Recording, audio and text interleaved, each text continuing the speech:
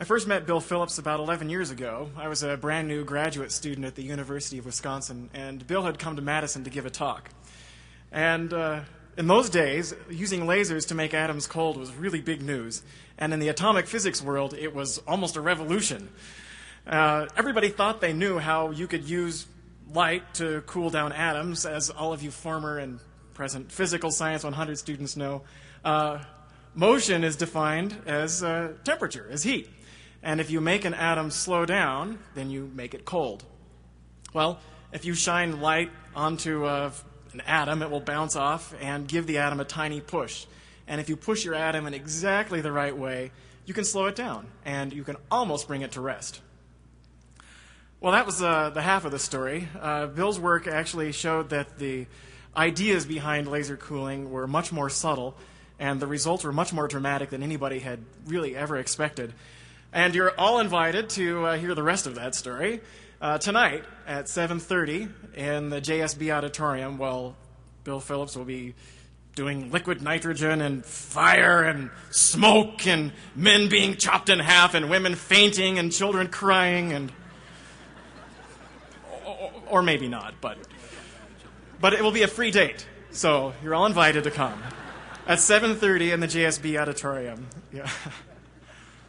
So I sat there listening to Bill. He was stars in my eyes. He was everything that a young, aspiring graduate student hoped to be. He was famous. He was a fabulous speaker. He had all the best toys for doing his research. He got paid for doing his hobby. And I just thought, gee, how could I be like that? And a few years later, I ended up working for him in his lab.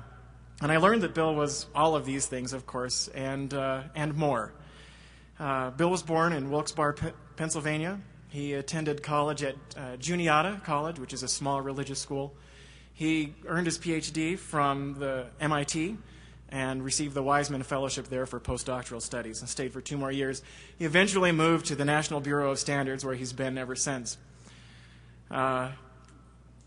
He's published a gazillion articles. He shared in the 1997 Nobel Prize in Physics for his work in laser cooling. He leads one of the largest and most productive atomic physics research groups in the world.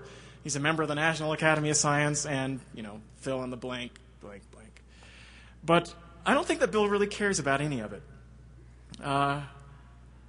He jokes that when he got the Nobel Prize in Physics, everybody said, hey, I should have won it for that, because it was a big field. I think that if none of this had happened, if fame had completely passed Bill Phillips by, he would be fundamentally the same person. He's a deeply religious person, active in his faith, committed to his family, engaged in all kinds of Christian service, and a wonderful example for all of us. Please join me in welcoming Bill Phillips. Well, thanks, Scott, for that lovely introduction. I do want to correct one thing. The children don't cry. They love the thing. So if you've got kids, they'll love it too. So do come. I'm kind of surprised to find myself here. After all, what is a physicist doing giving the forum at BYU? Until about 4 years ago, nobody was interested in my views about religion, except maybe the 100 or so people that go to my church.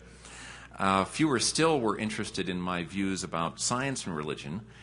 And here I am. How did this come about?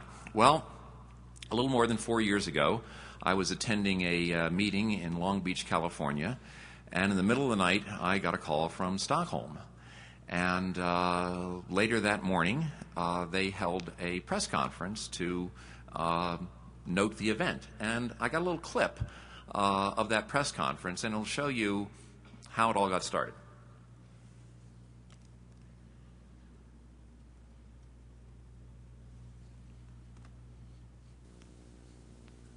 Okay, so this is three Nobel laureates with us somebody introducing me. Arthur Schollo from Stanford University won the prize in 1981 for the development of laser spectroscopy. Robert Earl from Rice University won the prize just last year for the discovery of fullerenes.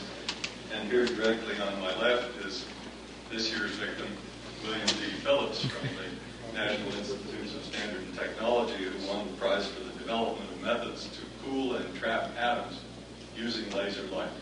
Bill? Well, that was the first time I'd heard myself referred to as a victim for the Nobel Prize, but the significance of that became more and more clear to me as time went on. Now, also, I did a lot of smiling that day, and I think I didn't stop smiling for about 3 days. I never imagined that this was going to happen.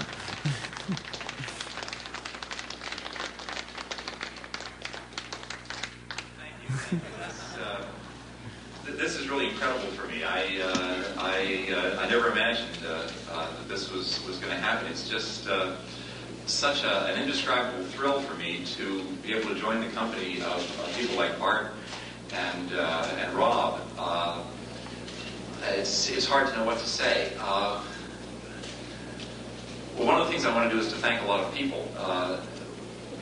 To begin with, I think that God has given us an incredibly fascinating world to live in and to explore, and I'm really thankful that I've had a chance to explore a little bit of that and to have a great deal of fun doing it. Okay, so that was what started it all. That rather innocent statement on my part got me branded as the religious laureate. And so people started asking me about my views on science and religion, even though I didn't know anything about science and religion. I had never studied the topic. I hadn't developed very clear ideas about it. But one of the problems with the Nobel Prize is that people all of a sudden think that you know something about everything. Now, I know a lot about laser cooling, but I didn't know much about science and religion. And what you have to do is understand that even though people think you know something about everything, that in fact you don't. But people kept asking me about these things, and so, for example, a television crew from Sweden came to the United States. They wanted to film me in my laboratory, in my home, and in my church. And here's a little clip from Swedish television that was picked up by CNN.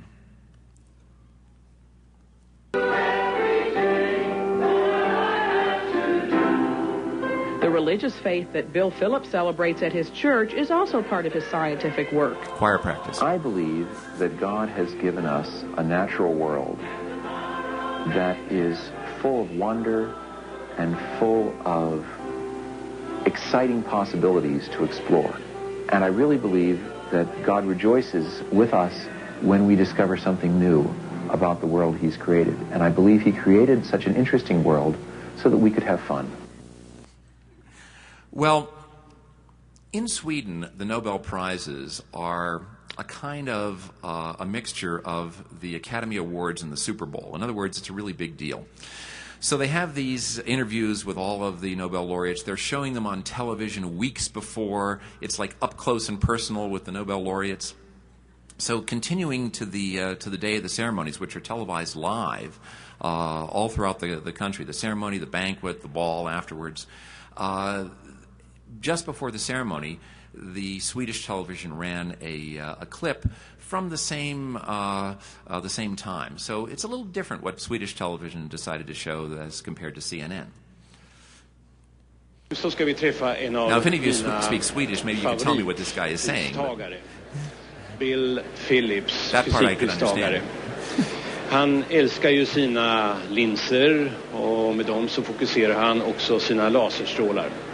Men jag träffade honom i en helt annan skepnad utanför Fairhaven i hans hemstad, Fairhaven, that's my utanför church. Washington United Methodist DC, Church. i en metodistkyrka. Same song.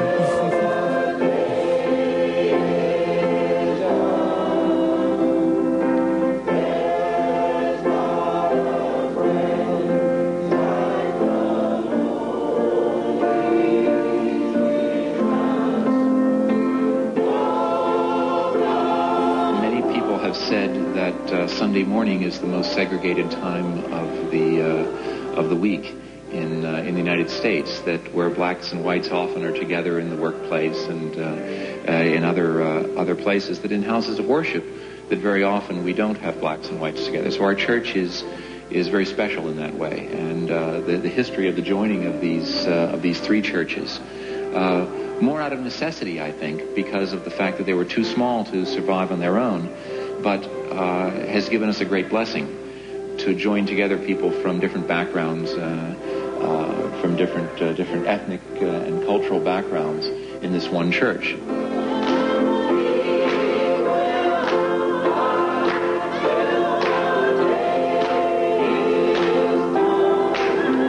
As a child, I was in churches that were all white. I never heard the kind of music that I now sing. So for me, it was a wonderful thing first to be able to hear the kind of music, the style in which music from the black tradition is sung, but then to be allowed to become part of the choir, to sing this music, for me is just been a great joy.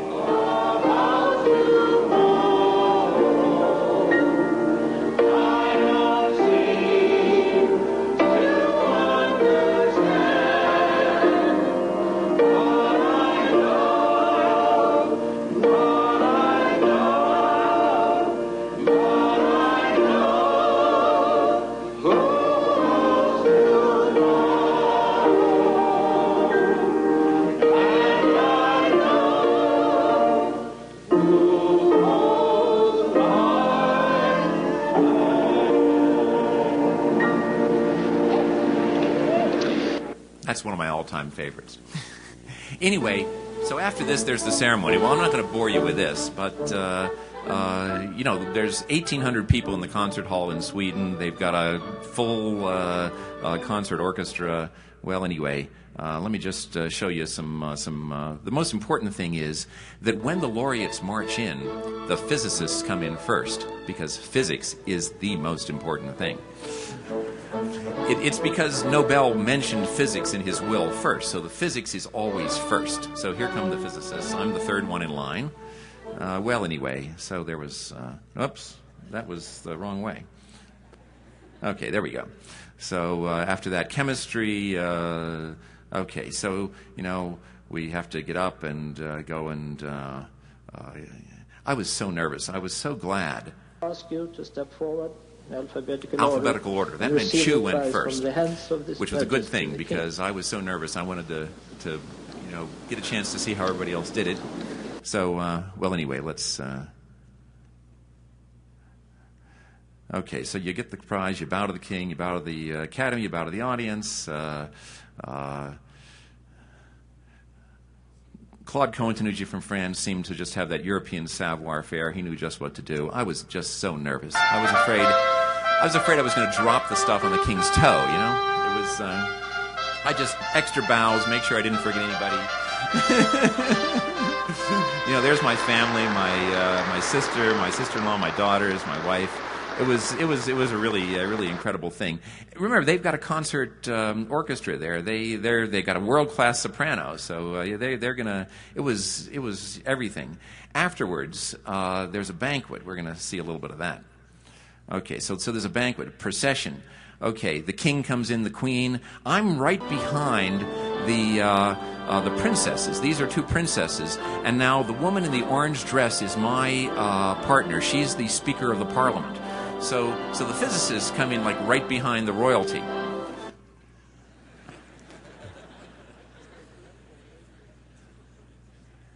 And when it comes to sit down, I sit with the queen. And she's thinking right now, why does it always have to be a physicist? Well, anyway, so after the banquet, there's more interviews, and people are still interested for reasons that are still sort of escaping me in my views on science and religion. So here's one of those interviews. This is like the Connie Chung of Sweden. You are a religious man. Well, I like to describe myself as a person who has faith. Yes, very good. I don't think she understood there was any distinction there because she didn't bother translating that for her Swedish audience. Still a conflict between religion and science? Well, I'm not sure if you heard this. She asked me, what about the conflict between religion and science? This always seems to be the focus of what people want to talk about. Don't find a conflict. I know that some people see conflicts, but for me, I see the lessons of religion telling us about how we should live our lives in relationship to other people, and I see the lessons of science telling us the way in which God has constructed our universe. So I don't see a conflict between the two areas. Jag frågar om det finns en konflikt. Okay, so now she's going to explain that in Swedish to the audience. Well, I can probably imagine all sorts of better answers that I could have given, but the point that I want to make is that this seems to be the focus of a lot of people's questions, is what about the conflict between science and religion? How do you reconcile science and religion? It makes me think of an incident that happened some years ago when my older daughter, was in high school, and she was having a conversation with one of her good friends. And the friend said, well, my mother is a scientist, so of course she's an atheist. And my daughter said, you can't walk across the fellowship hall of our church without tripping over 6 physicists. And this misconception, which seems to be very prevalent in the public and even among lots of scientists, is something that I think needs to be addressed, and people need to stand up and say, no, this is not a problem. So if there's nothing else that you remember from what I'm telling you this morning, here is the basic message, that an ordinary scientist with ordinary religious faith is nothing unusual. I'm a physicist. I study how the universe works. I see in that universe beauty, order, simplicity. I see everything played out according to a few simple rules. When I look at all that, it is very difficult for me and very difficult for many scientists to escape the conclusion that an intelligent creator is behind all of this. Now, does that make my belief in God scientific? No, it doesn't, and I'll explain that in a moment. But neither does it make my belief in God irrational.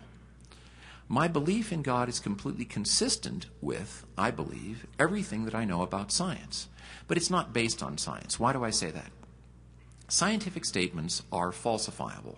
That means if I make a scientific statement, I can also tell you what kind of an experiment you could do, where if the outcome turned out a certain way, I would then have to give up believing in that statement. So for example, let's say that I say that plants need light to grow. Well, then I can say, well, what you do is you take the plant, you put it in the dark, and if it grows, then I'm wrong. Okay? So when you take some green leafy plant and put it in the dark and it doesn't grow, then I say, well, gee, that's good. You haven't proved me wrong. And then when you finally take a mushroom and put it in the dark and it grows, I say, oh, well, I guess that was wrong. We're going to have to refine the statement. And then I'll say, well, green plants need light to grow. And if you keep doing that kind of thing, that's science. And you learn all about photosynthesis and how green plants work. But the point is that if you're going to make a scientific statement, it has to be coupled with some kind of an understanding of what you would do to show that that statement is false. Now, if I say God created the heavens and the earth, I can't tell you anything that you're going to do that if it turned out a certain way, that I would cease to believe that that was so. And that's why I say that my belief is not scientific. But it's absolutely rational. Let me play you another tape. Oh, actually, this isn't the tape I wanted to show. This is Brazilian television. That a lot of people find it difficult to reconcile the so if you read the Portuguese, understandings of science and the insights of faith. But I guess it's just a matter of how you approach it. Wouldn't it be great if in real life, whenever you said something, no matter how inane, that there were these lights from heaven that would come down and affirm, what you had just said? Well, through the magic of television editing, that can happen on apparently on Brazilian television. Well, anyway, let's fast forward this a little bit here. There's more of that. Yeah. So if you can read Portuguese, you know what I'm saying. Okay, this is okay. We got an. Okay, so let me explain what's going on here. This is a lecture given by Stephen Hawking at the White House. Now, I think most of you know that Stephen Hawking suffers from a neurological disease, and he cannot speak and he cannot move anything except his right thumb. And with that, he can compose things on a computer. He can answer questions. But if someone asks him a question, it takes a few minutes before he can compose the answer.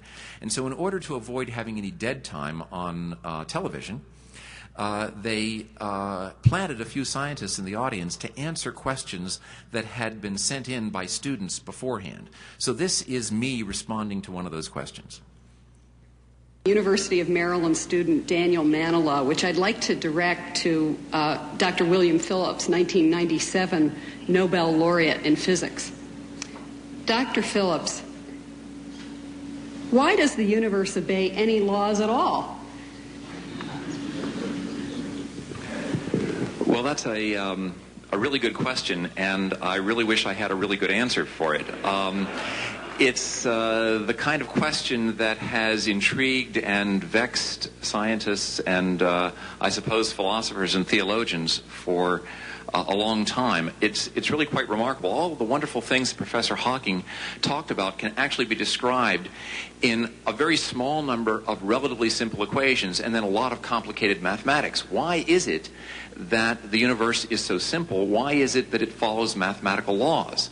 Well, people have speculated about this, and one possible answer is that if the universe had been any different from what it is, we wouldn't be here.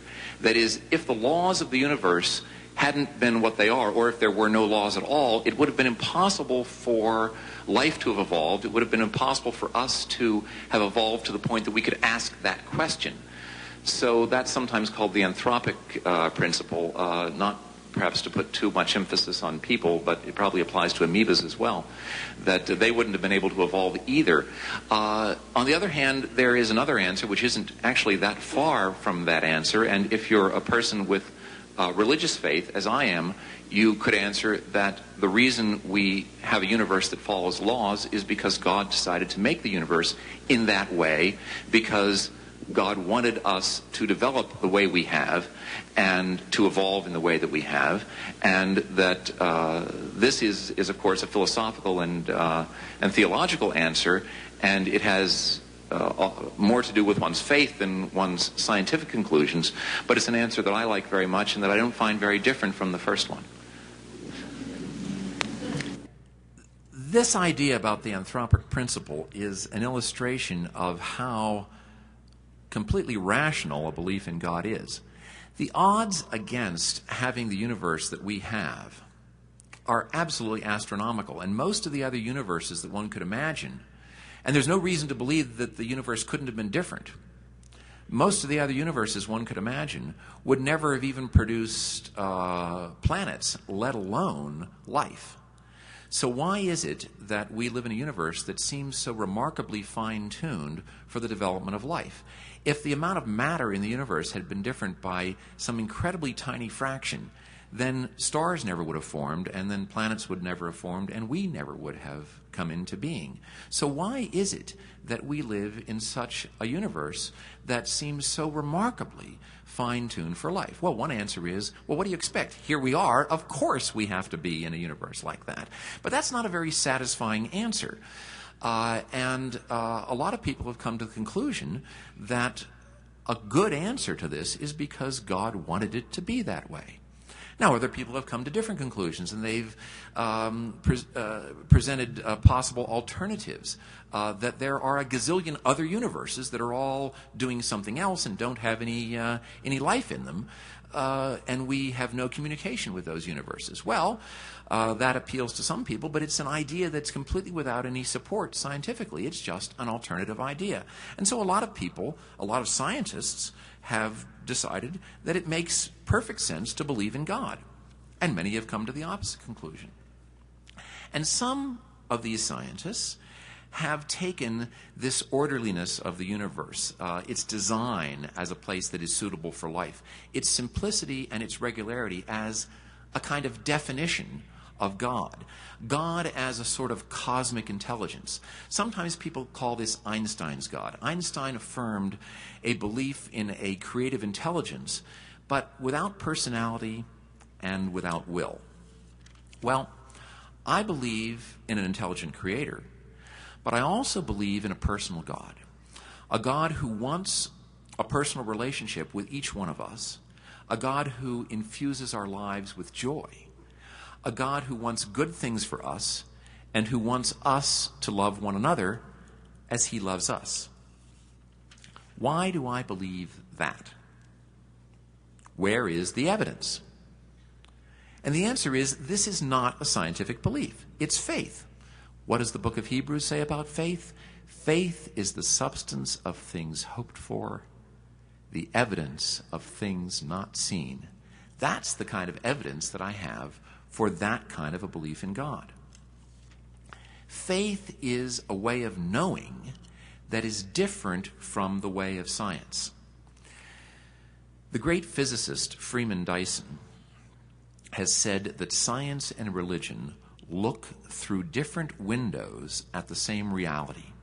I love that image because in life we are always looking through different windows at the same life. We look at life through all kinds of different windows. When we appreciate art or music or food, we're not generally being scientific. The fact that I prefer French Impressionist painters to French Romantics is not something that I arrived at by a scientific procedure. That doesn't make this any less important to me than a scientific choice that I make, like preferring the kinetic theory of heat over the phlogiston theory. It's just different. And the fact is that I do not want to be scientific about my taste in art or music or food. How dull life would be for a scientist if he only looked at life through the window of science. Even the most highly trained biologist, walking in the moonlight hand in hand with a beloved companion, does not want to appreciate that experience through the window of biochemistry. A hard-nosed physicist who demands empirical evidence to back up any physical idea will not want to experience love using the scientific method. So if I, as a scientist, am willing and even eager to commit an important part of my life to something as non-scientific as love, then why should anyone be surprised that I'm willing to make a similarly unscientific commitment to God? You'll hear some people say, how can you believe in a personal God? Where is he? Where is the evidence that such a being exists and interacts with us? Even some theologians have concluded that in the age of science, a traditional understanding of God must be abandoned. I go to a monthly meeting about science and religion, and one time we had a local theologian. He'd written a book about how do you understand God in the scientific age. And he gave a description of his new understanding of God as a kind of symbol of the unity of all of nature. And during the question period, someone said to him, well, what you're describing sounds an awful lot like atheism. And he said, well, I guess most people would say I'm an atheist.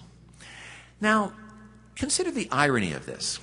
This is a theologian, an ordained minister, who has come to the conclusion that in an age of science, the only reasonable response is to be an atheist.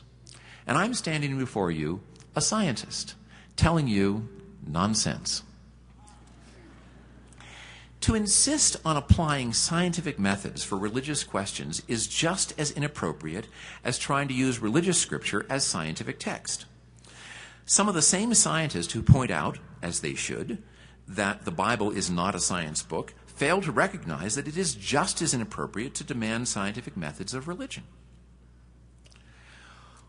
Well, there are a lot of other things that I could say about science and religion, about the differences in the kinds of questions that science and religion ask. Science answers questions about how did things come to be the way they are? What was the sequence of events that led to our world, the organisms that populate our world being the way they are? Religion asks questions about what is the relationship between us and our Creator? What does God want for us? What does God expect for us? What should be the relationship between us and our fellow creatures? Now, these are very different kinds of questions, and they require different kinds of methods to answer those questions. Sometimes these questions overlap.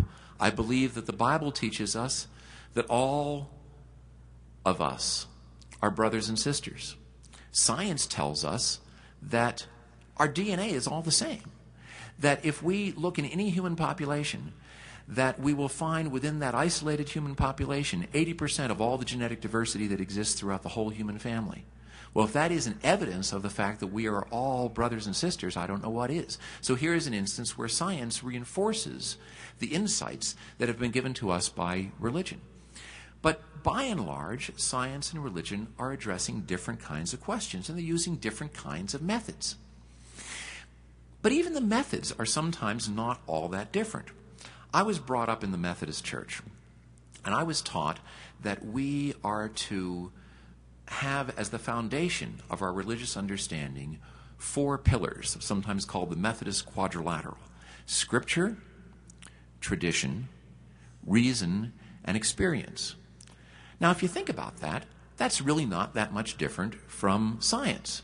In science, we rely very much on received knowledge. We have our textbooks, we have the lectures of our professors, and that's an awful lot like Scripture and tradition. Now, there's a difference. In science, we can do experiments and we can test the things that are told to us in our textbooks. Very often we don't, but we could in principle. So there is a difference. And reason and experience, that's what science is all about. Theory and experiment. So there's not all that much difference between the kinds of things that we use. We use our minds, we use the intellect that God has given us when we search the Scriptures for understanding about religion.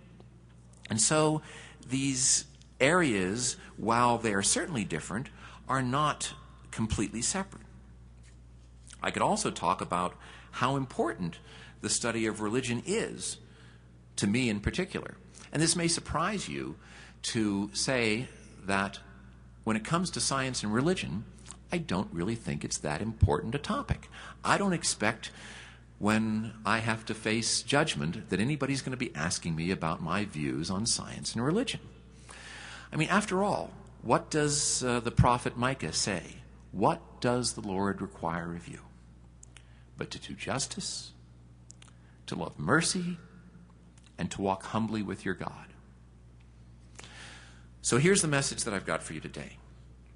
An ordinary scientist with ordinary faith is no anomaly. And I stress the ordinary part. As a scientist, I am not seen as some kind of a nutcase. I'm very conventional. As a person of faith, my beliefs are not much different from the others in my congregation or in the wider church. No weird or wild unorthodoxies. Ordinary faith, ordinary science. I don't bring any great insights on the relation of science and religion. I don't have some imaginative and compelling argument to convince the atheist to believe. What I bring is a simple witness. Ordinary faith and ordinary science are neither enemies nor strangers. Thank you very much.